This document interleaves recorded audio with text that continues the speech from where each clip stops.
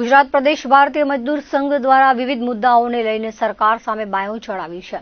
વિશ્વના સૌથી મોટા શ્રમિક સંગઠન એવા ભારતીય મજદૂર સંઘ ગુજરાત પ્રદેશ દ્વારા મંગળવારે એક રાજ્યવ્યાપી કાર્યક્રમ આપવામાં આવ્યો હતો, જેમાં ભારતીય મજદૂર રાષ્ટ્ર સાથે સંલગ્ન સ્કીમ વર્કરના વ્યાપક પ્રશ્નો અંગે ગુજરાત સરકાર સામે બજેટ પૂર્વે મહત્વની બેઠકમાં રજૂ કરાયા હતા અને ચર્ચા કરેલ પત્રો પરત્વે હકારાત્મક પ્રતિસાદ બાદ એક પણ જાહેરાત કરવામાં આવી નથી। ઉલટાનું પીએમ પોષણ શક્તિ નિર્માણ યોજનામાં રજૂ કરેલ પ્રશ્નોના ઉકેલને બદલે આ યોજનામાં હજારો રસોઈયા મદદનીશ સહિતના કર્મીઓને નકારાત્મક રીતે પ્રભાવિત કરતો નિર્ણય બજેટમાં યોજનાને જ ખાનગી સંસ્થાઓને બસ 551 કરોડના ખર્ચે રસોડા બનાવીને કોન્ટ્રાક્ટ આપવાની મહત્વની જાહેરાત કરવામાં આવી છે। એ જ રીતે આંગણવાડીની આશા વર્કર બહેનોના પાયાના પ્રશ્નોને પણ નજરઅંદાજ કરવામાં આવ્યા છે।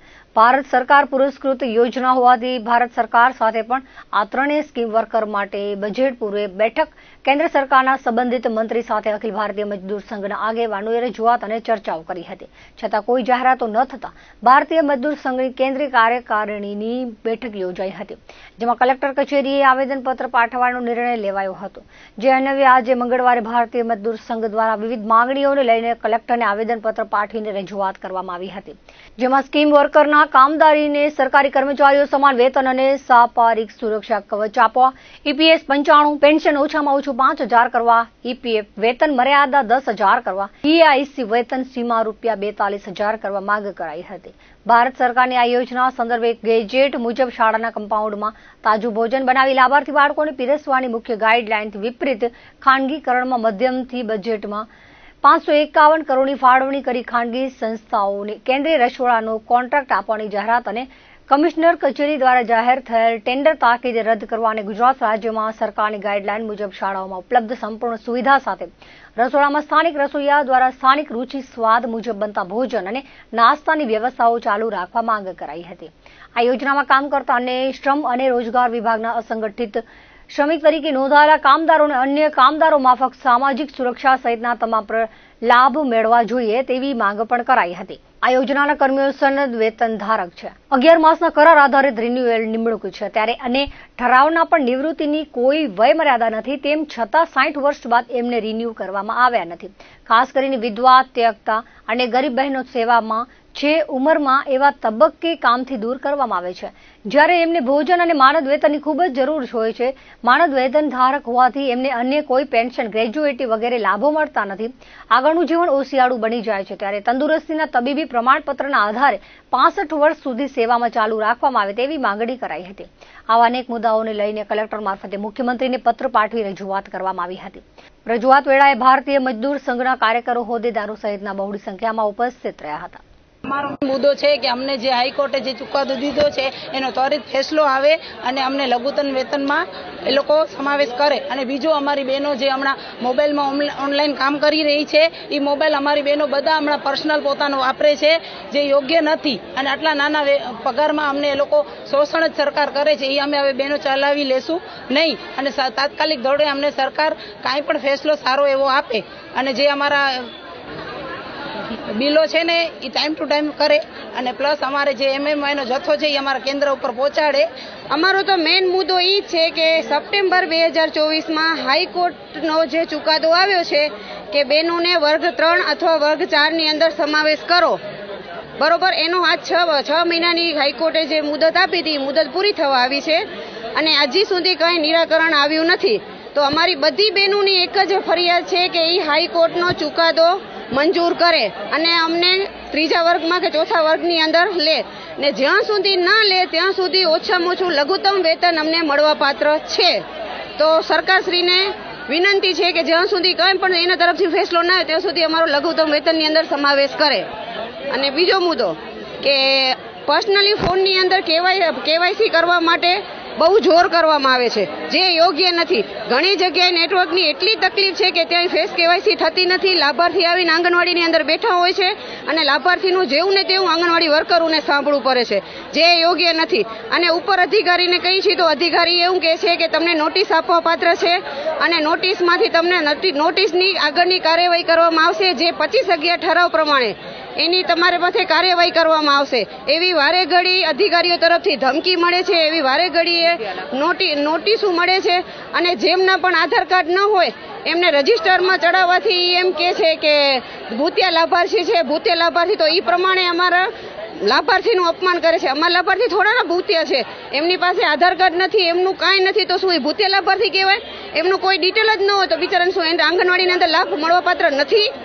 તો સરકારને એક જ વિનંતી છે કે જે હાઈકોર્ટનો ચુકાદો આવ્યો છે એનું પાલન કરે અને આંગણવાડી બહેનોને વર્ગ 3 અથવા વર્ગ 4 ની અંદર સમાવેશ કરે અને જ્યાં સુધી ન કરે ત્યાં સુધી લઘુત્તમ વેતનમાં પગાર આપે. હાલમાં અમે જે આવેદનપત્ર આપ્યું છે, ખાસ કરીને ખાનગીકરણ, જે સંસ્થાઓ 4 સંસ્થાઓને ખાનગીકરણમાં સરકાર આપવાની છે એ રદ કરે.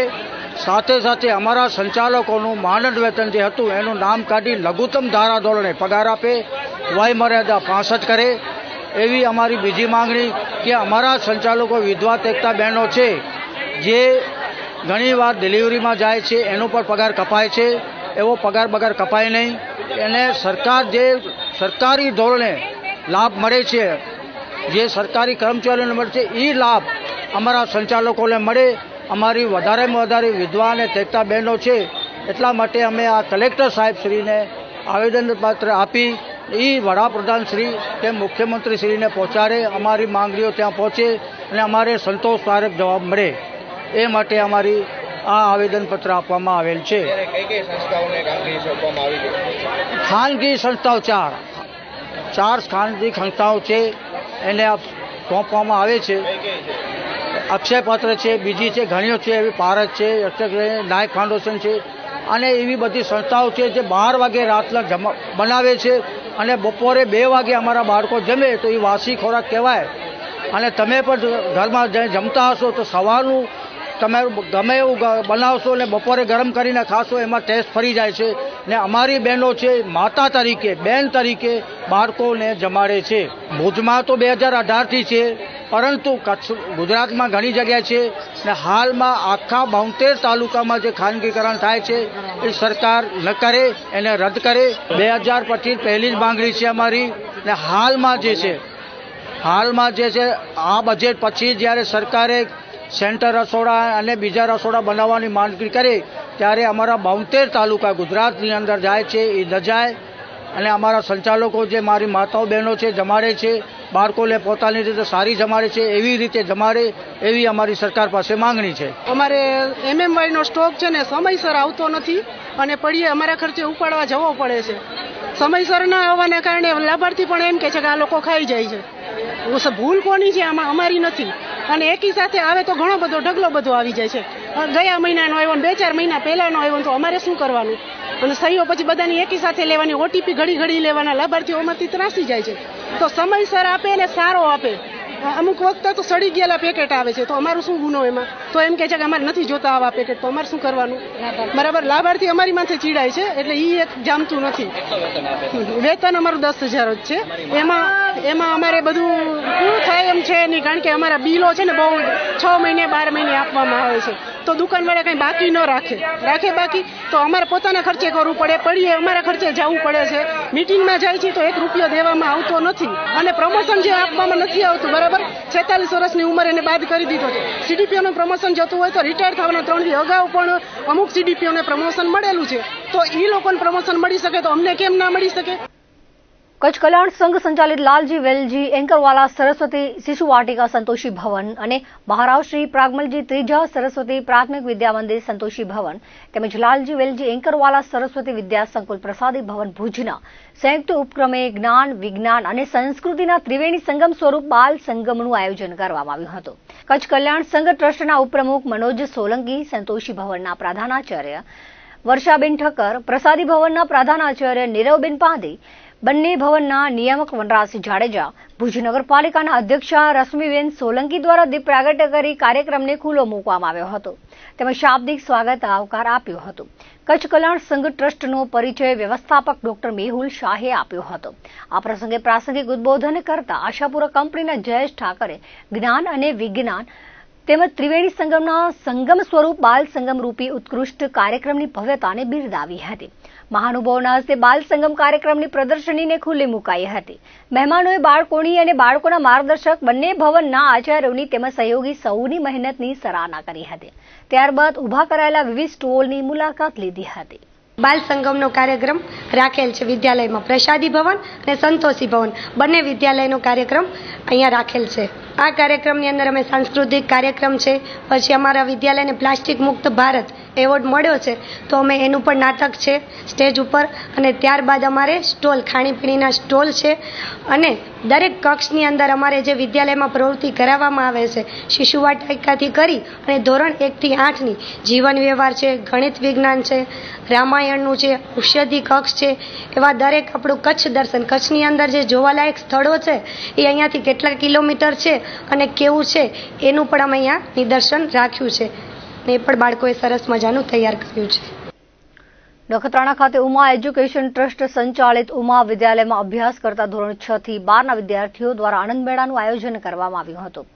વિદ્યાર્થીઓ, વાલીઓ અને આમંત્રિત મહેમાનોએ મોડી રાત સુધી આનંદ મેળો માણ્યો હતો. બાળકોની પ્રતિભા અને કૌશલ્યતાના વખાણ કર્યા હતા. આવા મેળાઓ થકી બાળકોમાં પ્રતિભા ખીલે છે. જ્ઞાન સાથે ગમત પણ જરૂરી છે, જેથી શાળાના સંચાલકોની પણ સરાહના કરવામાં આવી હતી તેવું ટ્રસ્ટી બાબુભાઈ ધનાણીએ જણાવ્યું હતું. કબીર આશ્રમ વિરાણી મોટીના લઘુ મહંત સુરેશદાસ બાપુના હસ્તે દીપ પ્રાગટ્ય કરી મેળાને ખુલ્લો મુકાયો હતો. મેળામાં 24 ખાણીપીણી લોટરીના સ્ટોલ, બાળકોના મનોરંજનના સ્ટોલ, જમ્પિંગ તેમજ બાળકોની પ્રિય મિકી માઉસના સ્ટોલ ઉભા કરાયા હતા. દરેક સ્ટોલને દેશની ક્રાંતિકારી વીરાંગનાનું નામ આપવામાં આવ્યું હતું. નખત્રાણા લોહાણા મહાજનના પ્રમુખ, પૂર્વ સરપંચ, ચેમ્બર ઓફ કોમર્સના હોદ્દેદારો સહિતના ઉપસ્થિત રહ્યા હતા. અમારી સ્કૂલ ઉમા વિદ્યાલય આજથી લગભગ 2008માં અમે સ્ટાર્ટ કરી છે. ત્યારથી કરીને અમે વર્ષ દરમિયાન કંઈક ને કંઈક નવું બાળકો માટે શીખે, એને જાણવા મળે, એને અનુભવ મળે, એના માટે કંઈક ને કંઈક કરતા ગયા. કોરોના પછી બંધ થઈ ગયું. આ વખતે અમે આનંદ મેળાનો ઉત્સાહ છોકરામાં વધે, આનંદ મેળાનું આયોજન કર્યું છે. છોકરામાં ઉત્સાહ વધે, સંગઠન વધે, એકતા વધે, અને બિઝનેસનો એને કેવી રીતે કરવો અને આવક જાવક હિસાબ કેવી રીતે રાખવો એ પણ એને અનુભવ મળે એવી રીતે અમે આ કાર્યક્રમ ગોઠવ્યો છે. છોકરામાં ખૂબ આનંદ છે, પેરેન્ટ્સમાં પણ ખૂબ આનંદ છે. અત્યારે ભરચક અત્યારે મેળાનો કાર્યક્રમ ચાલી રહ્યો છે. આનંદ મેળામાં ખાણીપીણીના સ્ટોલ છે. ખાસ તો અમારો અત્યારે મહિલા જે દિન ચાલી રહ્યો છે, આપણી વિશિષ્ટ ભારતની જે મહિલાઓ છે એના ઉપરથી આ ટોટલ 24 સ્ટોલના નામ અમે રાખ્યા છે. વિદ્યાર્થીનો બિઝનેસ કેવી રીતે થાય, સંગઠન કેવી રીતે થાય, પાર્ટનરશિપ કેવી રીતે કરાય અને એમાં હિસાબ કેવી રીતે રખાય, એનો અમે એને સંદેશ આપવા માંગીએ છીએ. અમારો મુખ્ય ઉદ્દેશ તો દરેક વિદ્યાર્થીઓ શિક્ષણની સાથે જે એમની જે ઓરિજિનલ જિંદગી છે, સાચી જિંદગીમાં કેવા એમની સામે પડકારો આવશે, એની સામે કેમ લડશે, કેમ માત્ર ચોપડીના કીડા નથી બનતા વિદ્યાર્થીઓ, માત્ર પુસ્તકીય કીડા બનવાને બદલે જીવનનો રાહ બતાવે એવું અમારી કોશિશ છે. એની કોશિશના ભાગરૂપે અમે આનંદ મેળો કર્યો છે, જેમાં દરેક વિદ્યાર્થી પોતાનું યોગદાન આપે અને કંઈક જીવનનો પાઠ શીખે. આનંદ મેળાનું રહસ્ય એ છે, બધા સ્ટોલ 24 સ્ટોલ છે રાખ્યા છે આપણે, એ બધું મહિલા ઉપર રાખ્યું છે આપણે નામ, કે જેથી કરીને આજે આંતરરાષ્ટ્રીય મહિલા ડે ની ઉજવણી થાય છે ત્યારે આપણે એક મહિલાઓ જે આપણે ભારતની જે રત્ન કહેવાય છે, મહિલાઓ ભારત રત્ન, એમના નામ ઉપરથી રાખ્યું છે કે જેમ જાગૃતતા, મહિલાને આજે આપણે જાગૃત બનાવવા માટે આપણે એમ થાય એમને પ્રોત્સાહન, પાછળથી એટલું સરસ પ્રોત્સાહન મળે. વિદ્યાલય તરફથી આ સ્ટોલનો નિર્માણ કરવામાં આવ્યો એ અમને ખૂબ જ ગમ્યું, અને આ સ્ટોલ, આ આનંદ મેળો ભવિષ્યમાં થશે તો અમને ખૂબ જ ગમશે. અને આમાં અમને ખાલી પુસ્તકનું જ્ઞાન નહીં પણ અમને બીજું પણ શીખવા મળે છે. મેળામાં ફરવાની બાળકોમાં જે ઉત્સાહ દેખાય છે એનાથી અમને પણ મજા આવે છે. સ્કૂલવાળાનો સારો પ્રયાસ છે આના પ્રત્યે, મેળા પ્રત્યે. બધાને અમારા તરફથી આશીર્વાદ પણ છે કે બધા આગળ પ્રવૃત્તિઓ કરે, ભણવામાં પ્રવૃત્તિ કરે, ને આવી અનેક વિવિધ પ્રવૃત્તિઓ કરે, આગળ વધે બાળકો. આનંદ મેળો ખરેખર એક સારો પ્રયાસ છે. આપણે શિક્ષણની સાથે સાથે એક વ્યવસાયિક લક્ષી શિક્ષણ પણ આની અંદર ને એક સરસ આયોજન પણ આપણે નિહાળી રહ્યા છો. દરેક સ્કૂલ જોયા, દરેક વિદ્યાર્થીઓ અહીંયા ઉત્સાહ સાથે આપણે જોઈ રહ્યા છીએ. ખૂબ જ એક સરસ આયોજન છે. સાથે સાથે બાળકો રમી શકે એની પણ એક વ્યવસ્થા કરવામાં આવેલી છે. ધન્યવાદ ઉમા વિદ્યાલય, ધન્યવાદ. દર્શક મિત્રો, આવતા ત્યાર સુધીના કચ્છ ટીવી ન્યૂઝ ફરી મળીશું નવા સમાચારો સાથે, નવી અપડેટ સાથે. ત્યાં સુધી મને રજા આપશો. નમસ્કાર.